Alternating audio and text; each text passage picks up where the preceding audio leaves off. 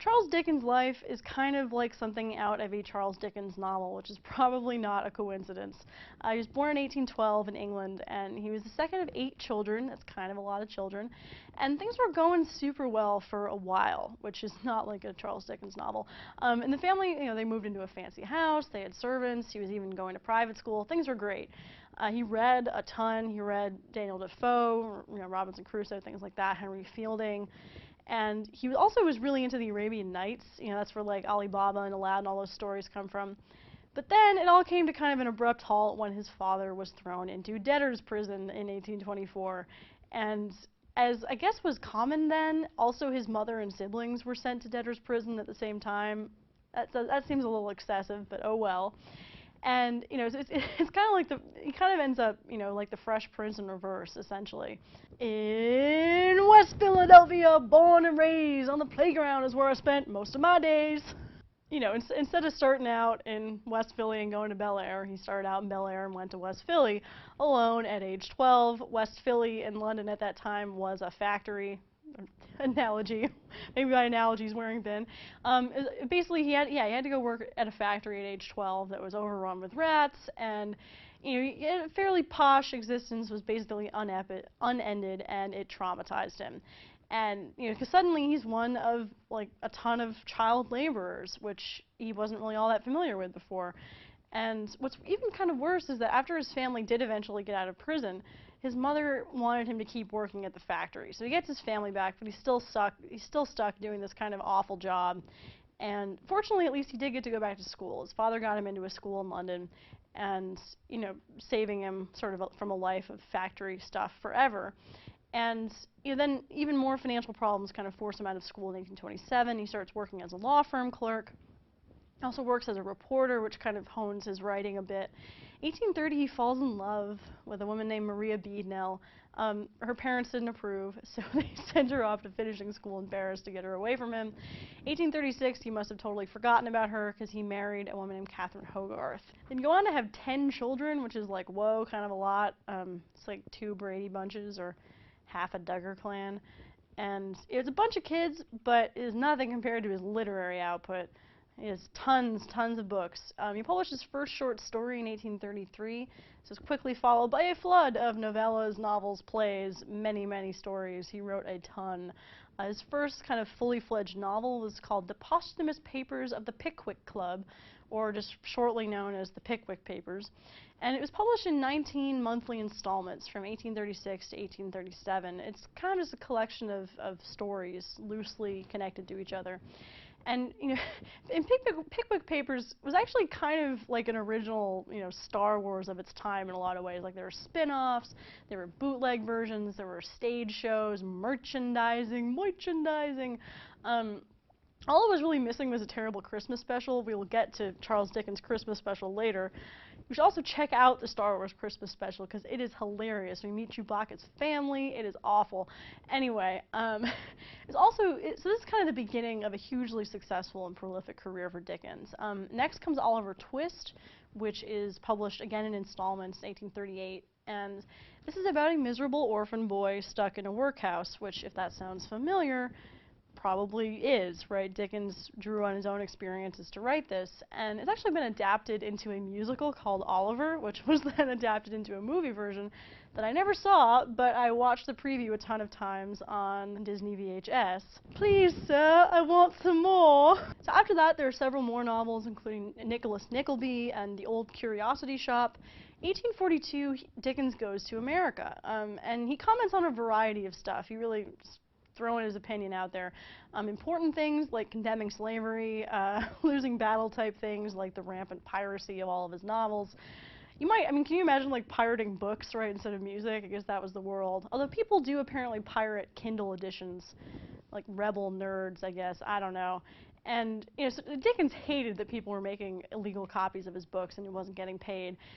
Now, kind of ironic, right now he's all over the internet because he's in the public domain. He's probably rolling over in his grave about that, but them's the breaks, dem's the berries. Back in England, he completed A Christmas Carol in 1843, and this was his special Christmas book.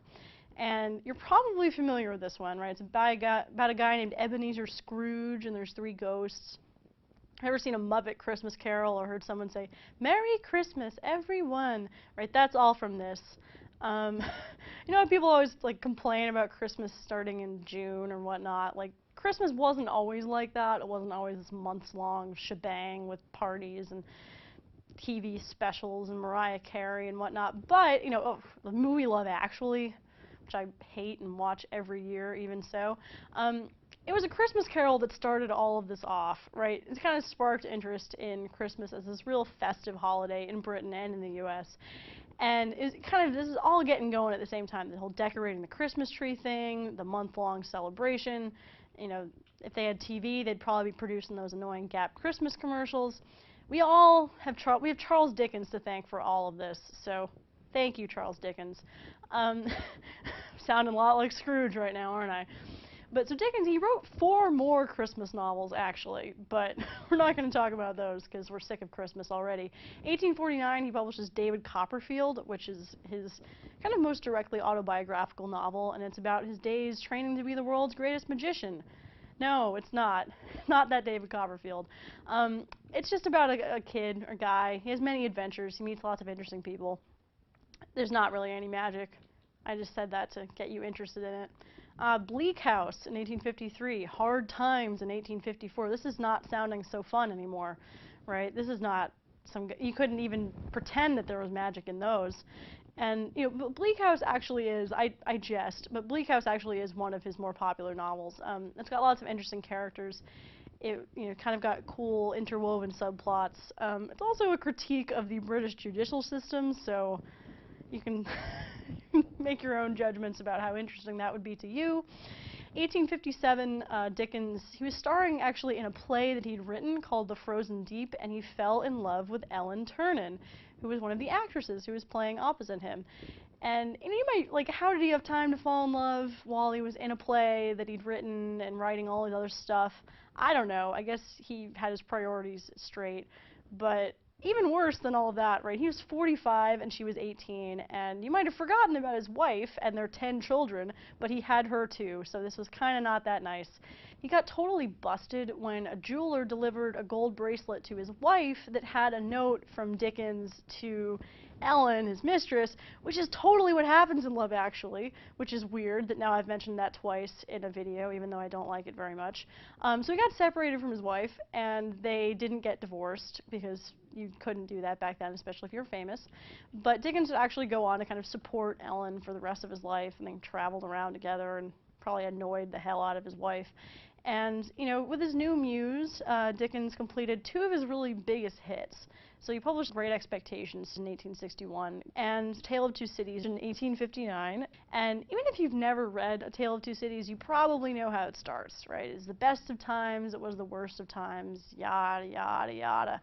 It's set in, wait for it, 2 cities.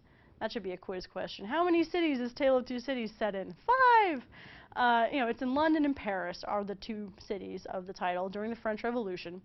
And the plot kind of deals with, you know, the good and the evil that comes from overthrowing the French aristocracy. You know, right, best of times, worst of times, right? He's letting you know right from the beginning that we're dealing in opposites. And we have a whole lesson on that, so we'll talk more about Tale of Two Cities. Great Expectations is about an orphan named Pip. Again, there's those orphans, who's helping out a convict. So that is a heartwarming story. He falls in love with a girl named Estella, who is being taken care of by this really strange old woman named Miss Havisham. And Miss Havisham lives in kind of a decaying old mansion wearing a wedding dress and generally just being weird. And you know, you get to learn I have a video on that one too, so we can learn more about that together as, you know, later. But a fun fact about Great Expectations is that Pip was Daniel Radcliffe, remember Harry Potter. It was his first film or TV role. It was, you know, it's kind of how he got his start, how he got discovered to be Harry. So that's cool. Dickens, you know, he was pretty prolific for a while. It declined around 1865. June 9th of that year, he was actually in an almost deadly train accident. Well, it was deadly for lots of people.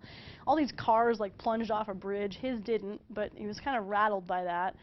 He wrote a little ghost story about it called The Signal Man. And then 5 years, you know, kind of 5 years later to the day, he died. This was 1870, and he was really one of the most popular authors in England, in Victorian England at the time. So We'll kind of dive more into sort of individual styles and themes as we go. I mentioned we're going to discuss several of these novels in more depth.